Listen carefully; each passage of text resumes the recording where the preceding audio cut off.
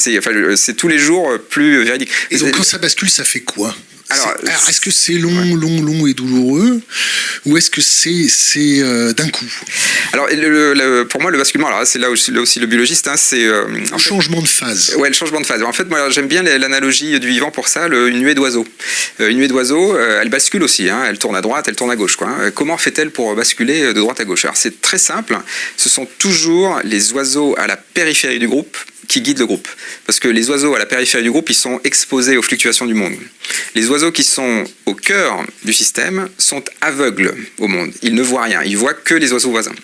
Donc du coup, ce qui se passe, c'est que quand ça bascule, en fait, ce sont les oiseaux à la périphérie qui font basculer tout le système. Il y a la phrase de Jean-Luc Godard, c'est la marge qui tient la page. C'est la marge qui tient la vache. Ça, c'est pas la reliure. Oui, non, ça c'est la marge. C'est la marge. Et en fait, c'est ça qui est extraordinaire. Tous les systèmes basculent par les marges. Quelle est notre reliure de système ? Notre reliure. Notre reliure, alors notre reliure, c'est les marges. C'est qu'en fait, il y a un moment où les marges se parlent. C'est là qu'elles se parlent en fait. Et donc en fait tous les projets là qui sont marginaux dans le sens, mais au sens large, c'est l'agroécologie, le tout réparable, les conventions citoyennes, tout ça. Ça c'est plutôt aux marges du cœur du système.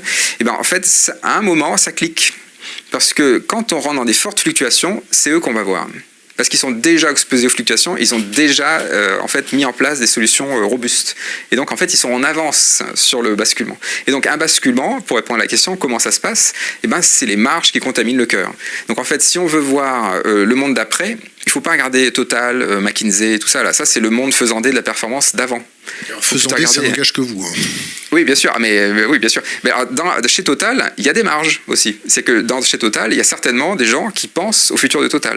McKinsey, je suis sûr qu'il y a aussi des sous-groupes qui sont en train de repenser leur système. Ils vont faire du nucléaire. Alors sur le nucléaire, il y a des choses à dire aussi sur le nucléaire. Mais pour le basculement, c'est une contamination. Et du coup, ça veut dire qu'il y aura de la casse, faut pas rêver. Il y a déjà de la casse, on va dire. Mais c'est graduel. Alors, ça veut dire quoi, masse inertielle ? Masse inertielle, alors pourquoi ? Juste pour savoir, pour faire bouger le bateau. Ah oui, la masse inertielle. Alors, il y a des chiffres là-dessus. Il y a le fameux 3,5%. Là, ça, c'est les minorités actives. Donc, c'est la masse critique pour faire basculer un Titanic.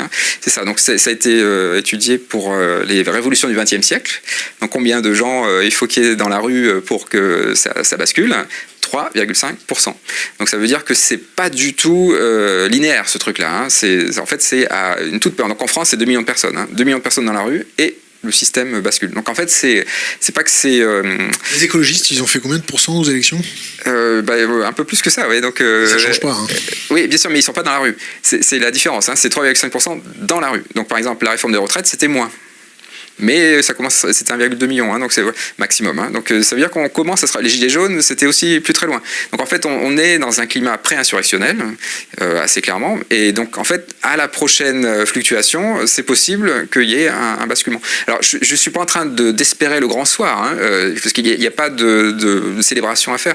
C'est juste que c'est presque thermodynamique. On arrive à un moment, on est au seuil du basculement, et il y a des signaux faibles absolument partout. Pour le dire. On dit plus d'ailleurs des signaux faibles. Oui, c'est des signaux en fait. Des signaux précurseurs. Ou précurseurs, d'accord. Oui, parce qu'ils sont forts. Mais ils sont là en fait. Ils sont partout, quoi. Donc le présent, c'est ça. Le futur, vous le voyez comment ?